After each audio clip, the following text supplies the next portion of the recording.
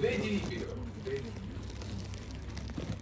Entonces, la serie que estoy creando yo, que es de GDP, va a calcularse de alguna manera, ¿verdad? ¿De qué manera se va a calcular? Como el de log de GDP. Entonces, ustedes podrían hacer todo escribiendo siempre el de log GDP o crear una nueva serie que sea el de log de GDP. Cualquiera vale. Entonces, fíjense que yo voy a poner Enter y acá va a aparecer una nueva serie que va a ser de GDP. ¿Y qué es esa serie de GDP? El de log de GDP. ¿Y qué es el de log de GDP? Logaritmo de GDP menos logaritmo de GDP en T-1. ¿Vale? Matemáticamente, de log, cuando yo escribo de log GDP o de log de Y en general, en el IDIUS entiende que es, ok, el logaritmo natural de Y de T menos logaritmo natural de Y de T-1. El IDIUS naturalmente entiende que todas estas diferencias, estas cosas son en el tiempo. ¿Ya? El ambiente natural de IDIUS es series de tiempo. ¿Ya? Por eso lo uso acá en el curso. Entonces cuando yo escribí Y GDP igual de log GDP, esto está entendiendo, ok, de log de GDP es simplemente el logaritmo de GDP en el periodo T menos logaritmo natural de GDP en el periodo T. Ya. ¿Sí? No, es de log siempre. De log, de log. Este está escrito mejor y este está escrito peor, pero siempre es de log. Ok, entonces ahora grafiquemos de GDP y veamos cómo se ve.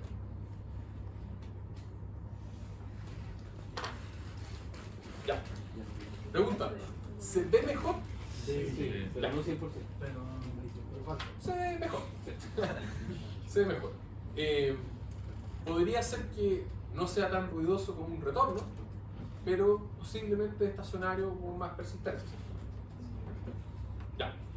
Y en ese caso no era mejor calcular un retorno del crecimiento, en este caso al tiro. Y eso fue lo que hice, de log del crecimiento. Eso es el retorno del crecimiento. De log es el cambio porcentual. Lo que puse acá es cambio porcentual en el crecimiento.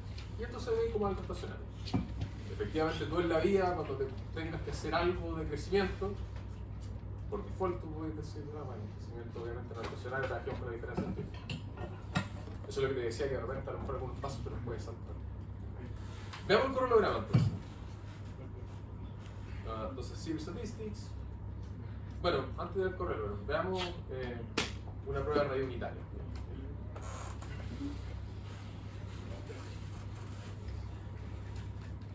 Veamos cualquier cosa. ¿Qué pasa ahora con el test de radio unitaria?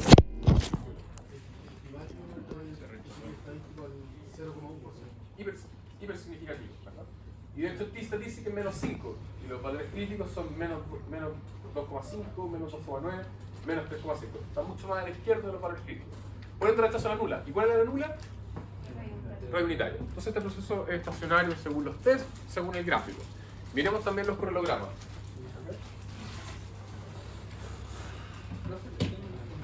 ¿Qué nos acaba de decir un rato que cuando ese Esa me test fallaba?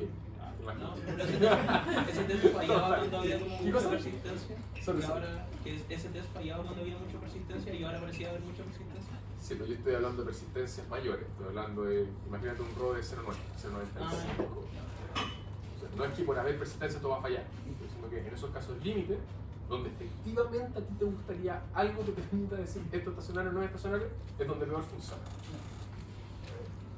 Y funciona mal para el otro lado, funciona mal para el caso de que no rechaza. En ese caso, por eso hablo de poder. Algo con un RO de 0,95 es muy probable que este test te diga no rechazamos la nula. Y en ese sentido, recuerden, no rechazar la nula no implica que la nula es verdadera. Está diciendo, no tengo evidencia para rechazarlo, tengo poco poder, tengo poca capacidad de decir que esto es falso. ¿Sí? Para recopilar un poco, entonces que el T-statistic esté más hacia la izquierda que los de abajo, significa Que los valores críticos. que el valor es crítico. Cuando el T-statistic está fuera de un valor crítico, tú rechazas la hipótesis límite. Igual que como lo hacías con una distribución normal, pero tu valor crítico era 1,645, 1,96, o sea, mi T-statistic, no sé, es 3. y el valor crítico es 1,96%, yo rechazo la nula. Acá es lo mismo, pero los valores críticos son distintos. No son los de una normal. Pero la gracia es que te lo dice. Te había mencionado que eran de una cola, ¿no? ¿Cómo? Que eran como, cuando nosotros sacamos el HC, eran test de una cola. Sí, por eso estoy hablando a la izquierda de los valores críticos. Fíjate, los valores críticos son menos 3,5. Si tú encuentras un pixelist de 5, tú vas a rechazar la nula. Tú vas a rechazar está a la izquierda de eso. Ya, y miremos los cronogramas. Entonces, ¿cómo se llama? DGD, digamos.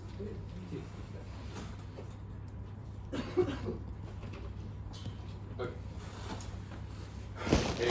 Demasiado.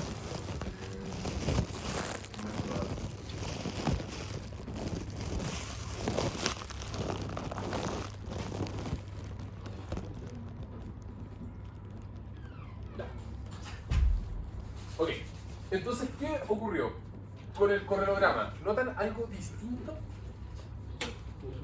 ¿Qué ocurre de distinto? Las primeras cosas efectivamente fueron grandes y significativas, pero después se pasaron. ¿Sí? Esta línea en común. No es un decaimiento lento y lineal. ¿Okay? ¿Hay correlaciones? Sí, pero ya después de la que se pasa.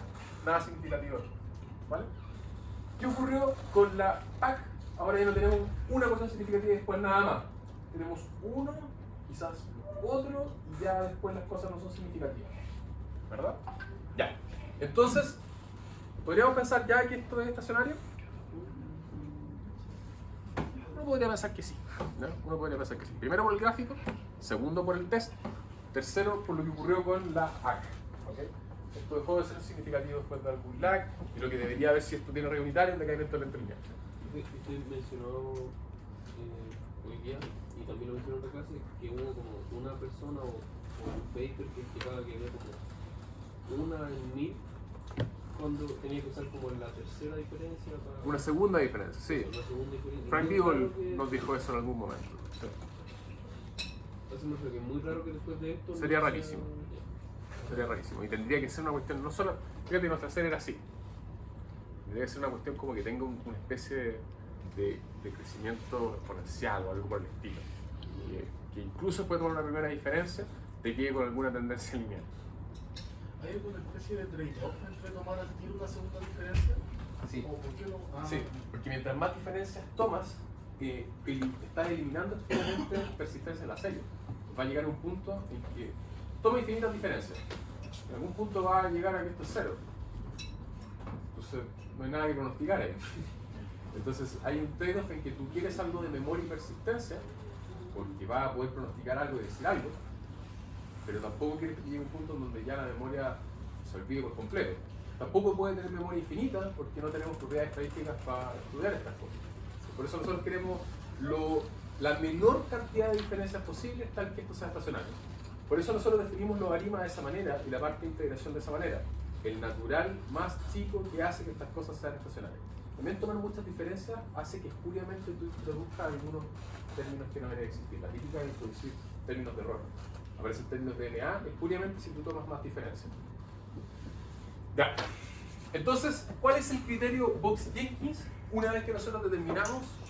A ver, déjame hacer un último experimento antes de eso. ¿Qué debería pasar si yo estimo un alumno sobre GDP y si estimo un alumno sobre the log del GDP?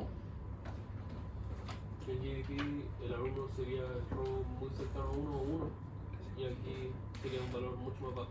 ¿Qué cosas vamos a ver en general? Si yo estimo GDP tal cual, un alumno tal cual, vas a ver un row muy cercano a 1, muy cercano a 1, muy significativo. Vas a ver un R cuadrado ridículo. Y ridículo estoy hablando 90%, más del 90%. Y vas a ver que los errores, en este caso los residuos de la regresión, están increíblemente correlacionados, autocorrelacionados. ¿Ustedes se acuerdan de sus cursos de estadística 1? Que uno hacía supuestos sobre los residuos, ¿verdad? Que es que fueran homocedásticos y sin autocorrelación, ¿verdad? Y usaban estas pruebas Durbin-Watson para ver si estas cosas están autocorrelacionadas, ¿se acuerdan de eso? ¿Sí? Ya. Usaban esos Durbin-Watson para ver si los residuos están autocorrelacionados o no. Lo que van a ver es que los Durbin-Watson van a mostrarte que esto está súper autocorrelacionado, ¿no? Que es lo que nosotros asumimos que no ocurre, ¿vale? Cuando estimemos esto en diferencias, ¿qué vas a ver? Que el RO va a ser más chico, esto es medio persistente, entonces seguramente va a ser significativo, pero no va a estar cercano a 1, el R cuadrado va a caer dramáticamente y el Durbin-Watson se va a portar mejor, ¿vale? Eso deberíamos esperar, ¿vale? Hagamos, digamos, que pasa. Entonces, acá en el índice ustedes van donde dice Estimate Equation. Y acá, bueno, partamos con, ¿cómo era? GDP. Ya, partamos pero con radio unitario. Entonces sería GDP constante, GDP menos 1. Fíjense que en el IDIUS, de nuevo, como el ambiente natural de IDIUS es series de tiempo, cuando ustedes ponen una variable y entre paréntesis ponen menos 1, el IDIUS entiende que es el rezago, ¿okay? Que es la misma serie pero del periodo anterior. Entonces, ¿qué está tirando acá? Una nube. Se dan a aceptar. Ya, ¿y qué ocurrió con esta regresión? Acá tenemos el coeficiente, ¿verdad? ¿Qué pasó con el coeficiente? ¿Con el ROM? 1, literal, ¿verdad? 1.00, ¿verdad? ¿Fue estadísticamente significativo? Casi 2. Statistics de 171. Valor crítico al 10%, 1,6. ¿Es mayor 1,71 a 1,6? Sí, ultra significativo. Entonces todo como estabas intuyendo, ¿cierto? Ya. ¿Qué más pasó? El R cuadrado. 99%. Ustedes saben que esto no puede tener sentido, ¿cierto? Ya. ¿Y qué pasó con el Durbin-Watson? ¿Se acuerdan cómo era esto el Durbin-Watson, no? Ya. El Durbin-Watson tenía como una línea de decisión. Entonces el Durbin-Watson va de 0 a 4. Tenía una zona central, que era una zona donde estaban bajo la nula, que no hay autocorrelación. Otra manera de decirlo es que la correlación entre ET y ET-1 es igual a 0. Eso evaluamos bajo la nula. ¿Okay? Teníamos otra zona, que era una zona de rechazo de la nula, una zona de la alternativa, donde esta correlación entre ET y ET-1 era negativa, y otra zona, también en la alternativa, donde la correlación entre ET y ET-1 es positiva. Acá estábamos en la nula, que era lo que nosotros asumíamos siempre, ¿verdad? Que es que no hay autocorrelación entre estas cosas, eso es lo que nosotros asumíamos en econometría 1, y teníamos dos zonas de rechazo, una donde hay autocorrelación y la autocorrelación es positiva, y otra es donde hay autocorrelación y esa autocorrelación es negativa, ¿verdad? De hecho, este estadístico, entonces en esta zona está el Durbin-Watson. Una manera de aproximar el Durbin-Watson, no sé si se acuerdan, era algo así como 2 por 1 menos ρ, donde ρ es el coeficiente de correlación entre estos dos errores, entre los residuos. Entonces, ¿qué decíamos? Si la autocorrelación es 0, este ρ es 0 y el Durbin-Watson es 2, ¿verdad? Y si el Durbin-Watson es 2, ¿qué estoy diciendo? No rechazo la hipótesis nula, estoy en la zona de la nula, no hay autocorrelación, la correlación es 0. Si la correlación entre los residuos era 1, ¿sí? Perfecta, esto es 0, y 2 por 0 es 0, y estoy en esta zona. Rechazo la nula, estoy en la zona alternativa, la correlación es positiva. Si la correlación era menos 1, esto es 1 menos menos 1, 1 más 1, 2 por 2, 4, entonces estoy en esta zona. ¿Verdad? Entonces, en la medida que fuera muy negativa la correlación entre los residuos, íbamos a estar en esta zona, muy positiva, íbamos a estar en esta zona, 0, íbamos a estar en esta zona. ¿Verdad? Ya. ¿Qué pasaba entre medio? Fíjense que yo dije zona de la alternativa, zona de la alternativa, zona de la nula. Y hay dos zonas donde no dije nada. ¿Qué era eso? Esto lo vieron en econometría, ¿cierto? Díganme que sí. Nunca es primera vez que escuchan estadísticos Durbin-Watson, pero alguien me dijo que lo había escuchado. Todos se arrepintieron, son unas ratas. Ya. Lo escuché, no me acuerdo la verdad. Ya. Ah, pero lo escuchaste alguna vez. Ya, bueno. Hace un rato cuando lo preguntó. Pero bueno, ¿Se acuerdan que uno de los supuestos base en el curso de econometría era que los errores eran homoscedásticos, que la varianza de los errores era igual y que los errores no estaban autocorrelacionados, ¿verdad?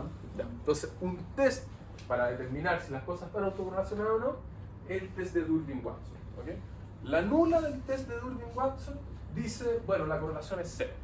Si tú rechazas la nula, es que hay autocorrelación. La gracia es que tú podrías rechazarla en dos casos, cuando la autocorrelación es positiva y cuando la autocorrelación es negativa. Entonces el Durbin-Watson te dice, si tu estadístico Durbin-Watson, que es este que está acá, o está aproximado de esta manera, es muy chico, está muy cercano a cero, entonces tú rechazas la nula y dices que hay autocorrelación positiva. Si es muy grande, o sea, está muy cercano a 4, rechazas la nula y esa autocorrelación es negativa. ¿Vale? Y la intuición es esta que les di recién, ¿verdad? El tamaño del Durbin-Watson depende de qué tan autocorrelacionados están los dos errores. ¿Ya? Ya. Una de las típicas críticas que tiene el Durbin-Watson, o de los problemas que tiene, es que tiene una zona de indecisión, en que el test no es conclusivo, no te puede decir si sí ni si no. ¿No? Son estas zonas que están acá. Si el Durbin-Watson cae en estas zonas, entonces no podemos decir nada, no podemos decir que están autocorrelacionados o que no están autocorrelacionados. ¿Y de qué depende eso? Fíjense que yo dije, Durbin-Watson se calcula así, entonces ustedes pueden calcularlo, si tienen la correlación entre los errores pueden calcularlo. La pregunta es ¿dónde cae? De hecho, fíjense, ¿cuánto nos dio el Durbin-Watson? 0,97. ¿Qué significa eso? Aquí están 2, acá justo en medio están 2. Significa que está hacia esta zona. ¿Okay? Entonces, ¿dónde está exactamente el 0,97? ¿Está acá? ¿Está acá? ¿O está acá? En la del medio, casi uno. La respuesta depende. Depende de unos valores críticos del Durbin-Watson. Entonces, hay tablas Durbin-Watson. Si uno se da una tabla Durbin-Watson, y hay valores umbrales que usualmente se escriben como de L y de U. Entonces, por ejemplo, si el de L fuera, no sé, 1, y el de U fuera, no sé, 1,5, nosotros diríamos, bueno, 0,97, esto cae en esta zona. ¿Okay? Pero si el de L hubiera sido 0,5 y este 1, cae en la zona de indecisión. ¿Sí? Ya. Y ahí uno tendría que ir a las tablas y todo lo demás y lo que sea. Sí sabemos que acá no podemos tener autocorrelación negativa, ¿verdad? Autocorrelación negativa implica un Durbin-Watson más grande que 2. ¿Verdad? Nosotros encontramos un Durbin-Watson de 0,90. Ya, pero todo esto es econometría 0, ya, econometría 1, no sé. ¿Cómo se llama el curso? ¿Es introducción a la econometría? ¿Econometría? Econometría. Econometría 1. Oye, todo esto es econometría 1. Viendo el Durbin-Watson, nosotros sabemos que para que esto esté razonablemente bien, esto debería estar como cercano. Esto debería estar cercano a 2. ¿Okay? Debería estar cercano a 2. Y está bien lejos del 2. Entonces esto que me hace intuir que hay autocorrelación y esa autocorrelación es positiva. ¿Okay? Lo cual era intuitivo. Nosotros dijimos al principio, lo que voy a ver es que los errores están autocorrelacionados. De hecho podríamos mirarlo. ¿Quieren mirarlo? Sí, ya. Oye, y bien lo estamos haciendo. Acá arriba pueden ir donde dice receipts y vamos a analizar los residuos. Entonces fíjense. Oh, pero tengo todo rayado. ¿Puedo borrar? Sí.